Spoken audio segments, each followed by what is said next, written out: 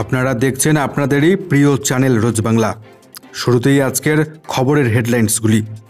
খুব বাজেভাবে হাঁটতে চলেছেন দিলীপ ঘোষ। তৃণমূল প্রার্থী মহুয়া মৈত্র এবং ইউসুফ পাঠান। প্রকাশিত জনমত সমীক্ষা। ভোটের আগে চাঞ্চল্যকর রেজাল্ট বেরিয়ে এলো সমীক্ষায়। অপরদিকে আবারও বেলাগাম মন্তব্য দিলীপ ঘোষের। ঝড় হলে তৃণমূলের পোয়া বারো, ঝেড়ে ফাঁক করে দেবে সব তৃণমূল।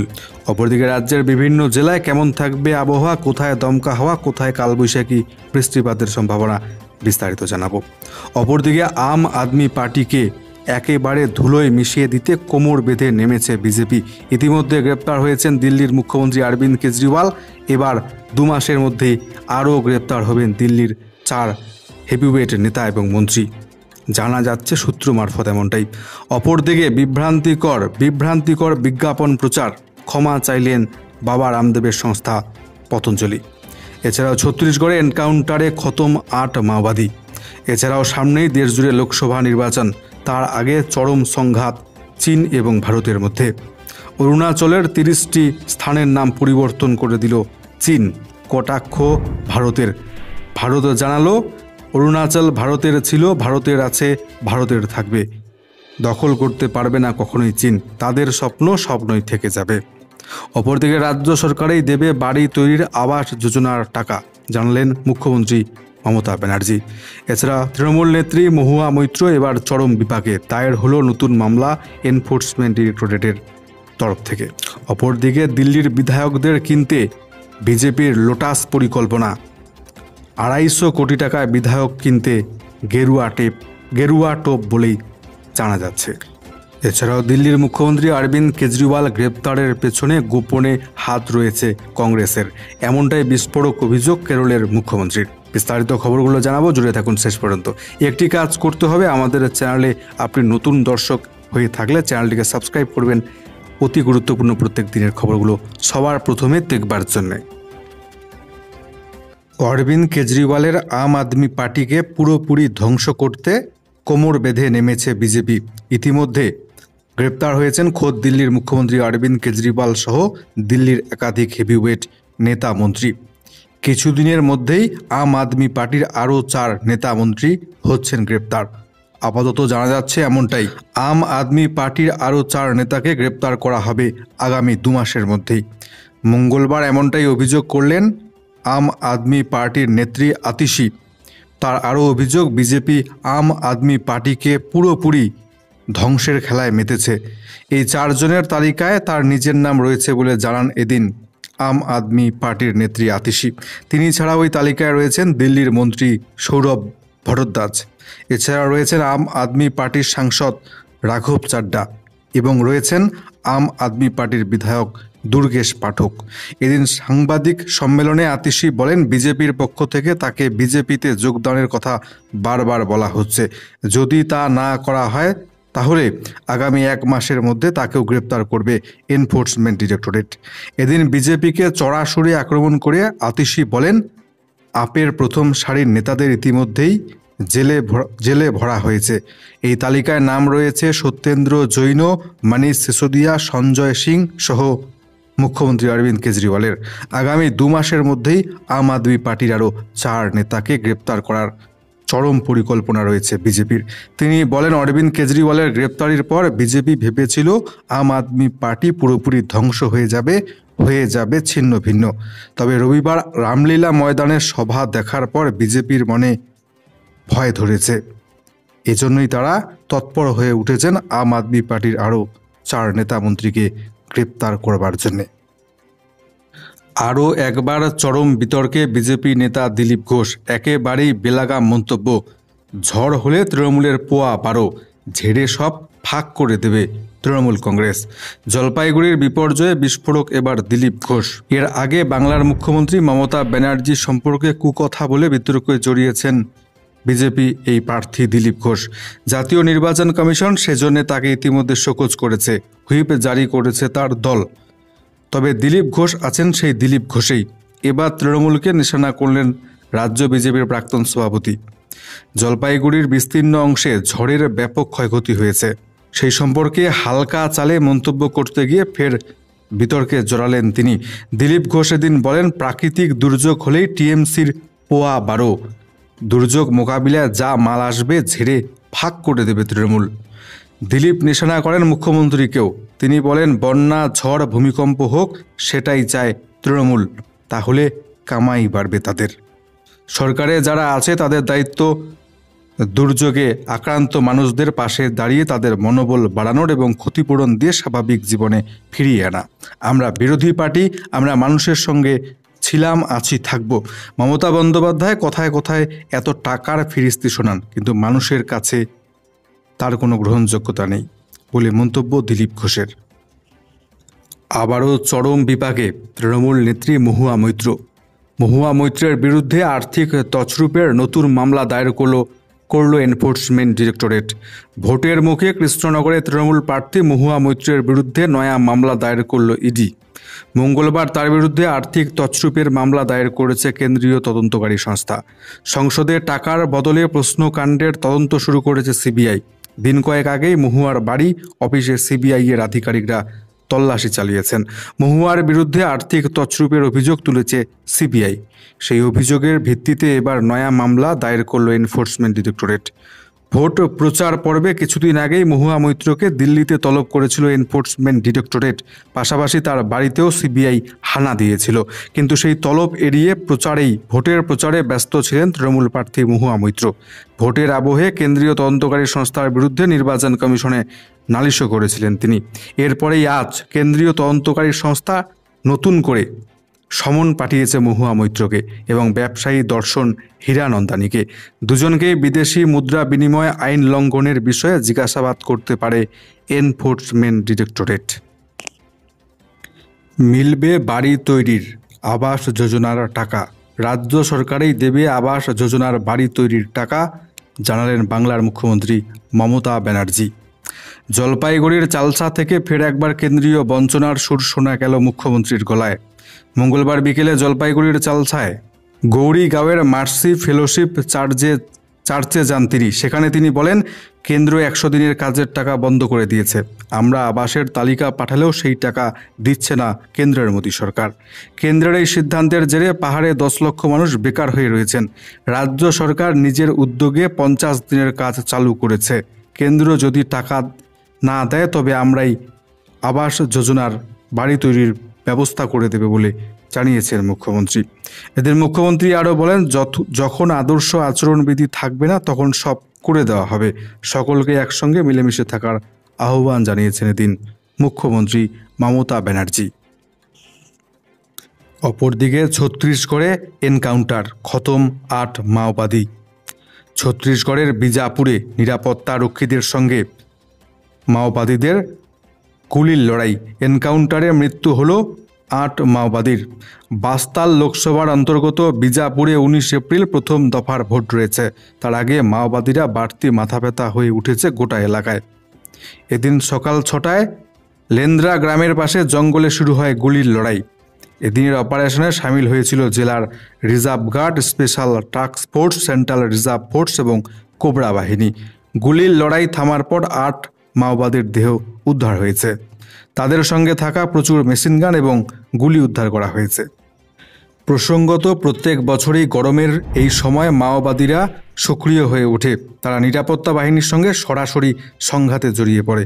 27 মার্চ বিজাপুরেই 8 মাওবাদীকে এনকাউন্টারে খতম করা হয়েছিল। এই নিয়ে চলতি বছরে 41 জন মাওবাদীকে খতম করা হলো। ইতিমধ্যে গ্রেপ্তার হয়েছেন খোদ দিল্লির মুখ্যমন্ত্রী অরবিন্দ কেজরিওয়াল।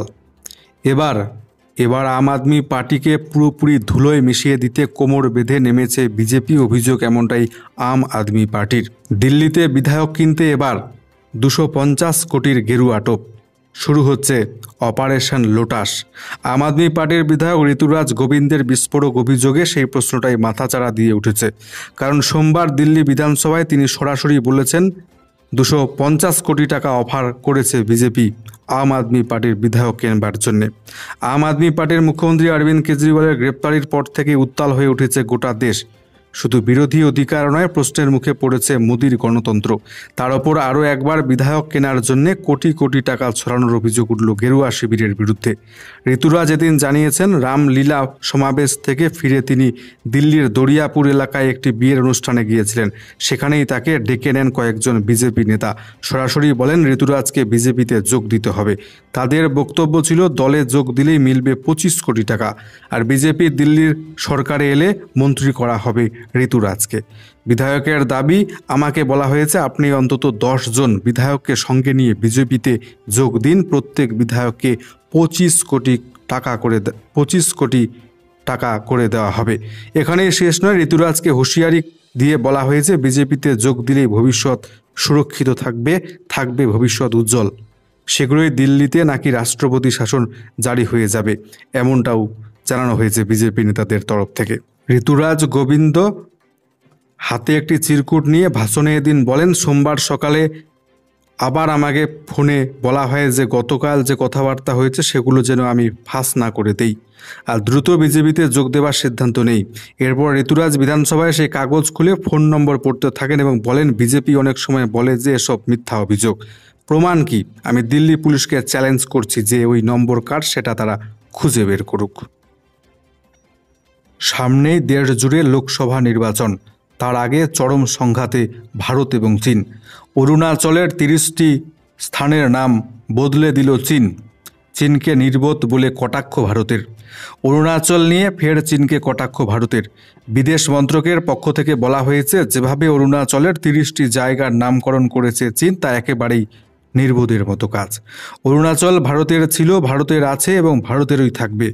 চীন অরুণাচলকে যতই নিজের বলে দাবি করুক, তাদের দাবি স্বপ্ন, সেই স্বপ্নই থেকে যাবে বলে জানিয়েছে ভারতের বিদেশ মন্ত্রক। প্রসঙ্গত, অরুণাচলে সেনাবাহিনীর সুবিধের জন্য প্রধানমন্ত্রী নরেন্দ্র মোদী যেদিন থেকে টানেলের উদ্বোধন করেছেন, সেদিন থেকেই চীন ফের অরুণাচলকে নিজেদের বলে দাবি তুলতে শুরু করেছে। তবে চীনের সেই দাবিকে ফের একবার জল ঢেলে দিল ভারত। অপরদিকে উঠে এলো একেবারেই বিস্ফোরক তথ্য। দিল্লির মুখ্যমন্ত্রী অরবিন্দ কেজরিওয়ালের গ্রেপ্তারের পিছনে হাত রয়েছে রাহুল গান্ধী এবং কংগ্রেসের।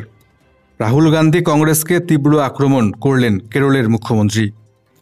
দিল্লি আবগারি দুর্নীতি মামলায় কেন্দ্রীয় তদন্তকারী সংস্থা এনফোর্সমেন্ট ডিরেক্টরেট গ্রেপ্তার করেছে দিল্লির মুখ্যমন্ত্রী অরবিন্দ কেজরিওয়ালকে।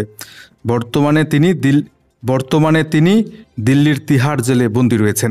এবার এই ইস্যুতে কংগ্রেসকে তীব্র আক্রমণ করলেন বাম শাসিত কেরলের মুখ্যমন্ত্রী পিনারাই বিজয়ন। তার অভিযোগ, কেজরিওয়ালের বিরুদ্ধে ইডির তদন্তের পেছনে কংগ্রেসের গোপন হাত রয়েছে। সেই সঙ্গে রাহুল গান্ধীকেও তীব্র আক্রমণ করেছেন তিনি। সোমবার ওয়েনার কেন্দ্রে সিপিআই প্রার্থী অ্যানি রাজার সমর্থনে একটি সভায় বক্তব্য রাখতে গিয়ে কেরলের মুখ্যমন্ত্রী বলেন, দিল্লি আবগারি দুর্নীতি নিয়ে ইডি যে তদন্ত করছে তাতে গুরুত্বপূর্ণ ভূমিকা রয়েছে কংগ্রেসের। তার জেরেই দিল্লির মুখ্যমন্ত্রী অরবিন্দ কেজরিওয়াল আজ জেলবন্দী হয়েছেন।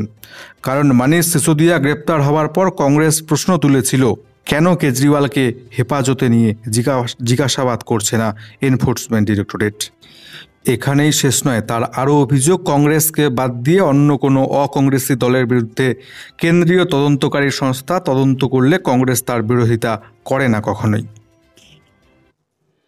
সামনেই লোকসভা নির্বাচন, তার আগে উঠে এলো জনমত সমীক্ষা।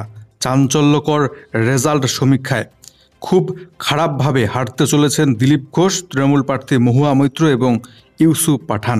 রাজ্যের 42টি আসনের কোন আসনে কে জিতবে তার সঠিক জবাব মিলবে আগামী 4 জুন অর্থাৎ ভোট গণনার দিন। তবে তার আগে TV9, পিপলস ইনসাইট এবং পোলস্টাটের জনমত সমীক্ষায় উঠে এলো কয়েকটি বিস্ফোরক তথ্য। এই সমীক্ষা জানিয়ে দেওয়া হয়েছে কোন আসনে কারা কেমন ফলাফল করতে চলেছে। সমীক্ষায় জানানো হয়েছে, তৃণমূল প্রার্থী মহুয়া মৈত্রের কেন্দ্র কৃষ্ণনগরে জিততে পারে বিজেপি, পরাজয়ের মুখ দেখতে পারেন তৃণমূল প্রার্থী মহুয়া মৈত্র। সমীক্ষায় দাবি করা হচ্ছে বিজেপি প্রার্থী অমৃতা রায় পেতে চলেছেন 40.13% ভোট। তৃণমূল প্রার্থী মহুয়া মৈত্র অনেকটাই পিছিয়ে, তিনি পাবেন 33.53% ভোট। এছাড়াও দিলীপ ঘোষ পরাজয়ের মুখ দেখতে পারেন বর্ধমান দুর্গাপুর কেন্দ্রে, এমনটাই তথ্য উঠে এসেছে সমীক্ষায়।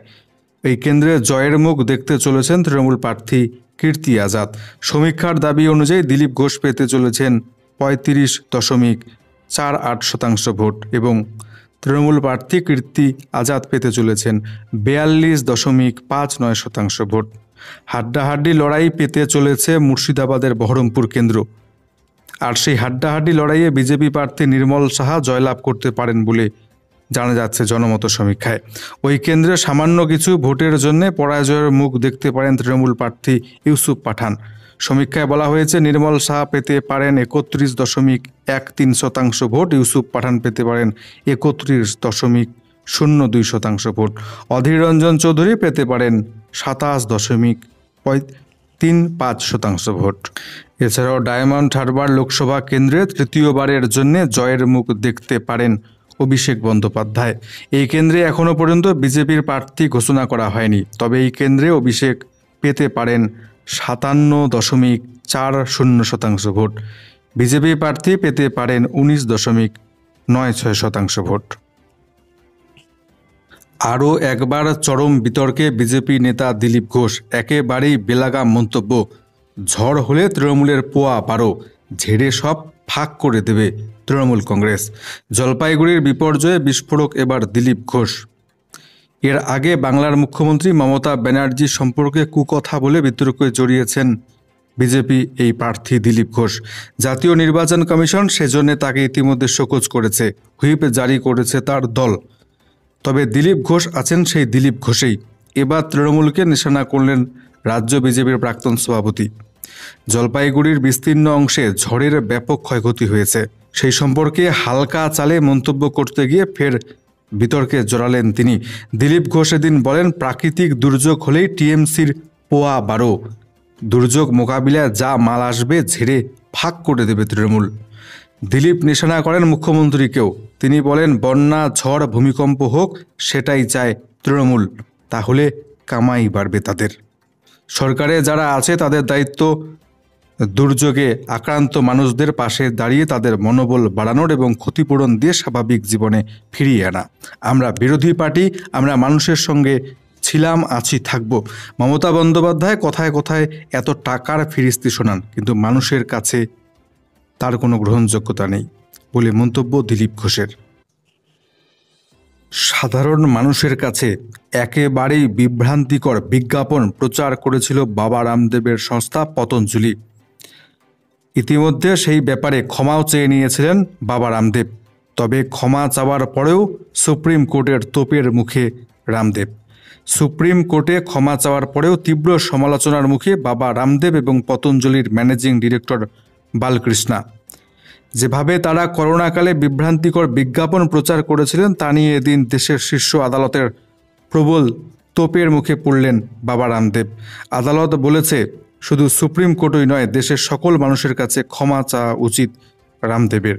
বিচারপতিরা বলেন, আমরা এই ক্ষমা চাওয়াতে সন্তুষ্ট নই। এদিন আদালতে রামদেবের আইনজীবী জোড়হাতে ক্ষমা প্রার্থনা করেন। এদিন এই বিষয়টি নিয়ে কেন্দ্র সরকারকেও তুলোধনা করে শীর্ষ আদালত। আদালত বলে, এই ধরনের একটি ভুয়ো বিজ্ঞাপন দেখে সরকার কিভাবে চোখ বন্ধ করেছিল। এই মামলার পরবর্তী শুনানি 10 এপ্রিল। সেদিনও রামদেব এবং বালাকৃষ্ণকে আদালতে উপস্থিত থাকতে বলা হয়েছে। রাজ্যের বিভিন্ন জেলায় কোথায় বৃষ্টিপাতের সম্ভাবনা, কোথায় কালবৈশাখী, বিস্তারিত কি জানাচ্ছে আবহাওয়া দপ্তর জানাবো আপনাদেরকে। শুরুতে চোখ রাখছি উত্তরবঙ্গের জেলাগুলির দিকে। আজকে উত্তরবঙ্গের দার্জিলিং, জলপাইগুড়ি, কালিম্পং, আলিপুরদুয়ার এই জেলাগুলিতে বিক্ষিপ্তভাবে হালকা বৃষ্টি, তার সাথে বজ্রপাতের সম্ভাবনা। কোচবিহার, উত্তর দক্ষিণ দিনাজপুর, মালদা জেলার আবহাওয়া আজকে পুরোপুরি শুকনোই থাকবে। তবে শুক্রবার এবং শনিবার উত্তরবঙ্গের প্রত্যেকটি জেলাতেই হালকা থেকে মাঝারি পরিমাণ বৃষ্টিপাত এবং 30 থেকে 40 কিমি বেগে ঝোড়ো হাওয়া বয়ে যাবে বলে, তার সাথে কালবৈশাখীর সম্ভাবনা রয়েছে বলে জানাচ্ছে আবহাওয়া দপ্তর। শুক্রবার এবং শনিবারের জন্যে হলুদ সতর্কবার্তা জারি রয়েছে দার্জিলিং, জলপাইগুড়ি, কালিম্পং, আলিপুরদুয়ার এবং কোচবিহার জেলার জন্যে। অপরদিকে আজকে দক্ষিণবঙ্গের প্রত্যেকটি জেলাতেই পুরোপুরি আবহাওয়া শুকনো। এই মুহূর্তে কোনো বৃষ্টিপাতের সম্ভাবনা নেই দক্ষিণবঙ্গের জেলাগুলিতে। দক্ষিণবঙ্গের প্রায় প্রত্যেকটি জেলাতেই তাপপ্রবাহের সতর্কবার্তা জারি করেছে আবহাওয়া দপ্তর। অন্যদিকে সুখবর কেন্দ্রীয় বাহিনীর জওয়ানদের জন্যে। 1.5 লাখের ক্যাশলেস চিকিৎসার সুবিধে। এবার রাজ্য সরকারের 1.5 লক্ষ টাকার ক্যাশলেস চিকিৎসার সুবিধা পাবেন নির্বাচনে ডিউটি করতে আসা কেন্দ্রীয় বাহিনীর জওয়ানরাও। এই মর্মে সোমবার নির্দেশিকা জারি করেছে রাজ্য স্বরাষ্ট্র দপ্তর। বিষয়টি চিঠি দিয়ে জানানো হয়েছে রাজ্যের মুখ্য নির্বাচনী আধিকারিক থেকে শুরু করে ডিজিপি এবং সমস্ত পুলিশ সুপার এবং কমিশনারকে। বাংলার জন্য দেশের মধ্যে সর্বাধিক 920 কোম্পানি কেন্দ্রীয় বাহিনী পাঠানো হচ্ছে ভোটের জন্য। ইতিমধ্যে 100 কোম্পানির বেশি কেন্দ্রীয় বাহিনী রাজ্যে এসে পৌঁছে গিয়েছে। এই পরিস্থিতিতে রাজ্য স্বরাষ্ট্র দপ্তরের বিজ্ঞপ্তি যথেষ্টই গুরুত্বপূর্ণ বলে মনে করছে প্রশাসনিক মহল। বিজ্ঞপ্তি অনুযায়ী West Bengal health for all employees and pensioners cashless medical treatment স্কিমের সমস্ত সুবিধে লোকসভা এবং 2 বিধানসভায় উপনির্বাচনের জন্য আসা কেন্দ্রীয় বাহিনীর জন্যও নিশ্চিত করা হচ্ছে। এই সুবিধে মিলবে রাজ্যের 69টি বেসরকারি হাসপাতালে। রাজ্যের এক আধিকারিক জানিয়েছেন, 2021 সালের নির্বাচনের সময় এই স্কিমের অধীন 1 লক্ষ টাকার ক্যাশলেস চিকিৎসার সুবিধে পাওয়া যেত। বছরখানেক আগে তা বাড়ানো হয়েছে, ফলে এবার জওয়ানরা 1.5 লক্ষ টাকার ক্যাশলেস চিকিৎসার সুবিধে পাবেন।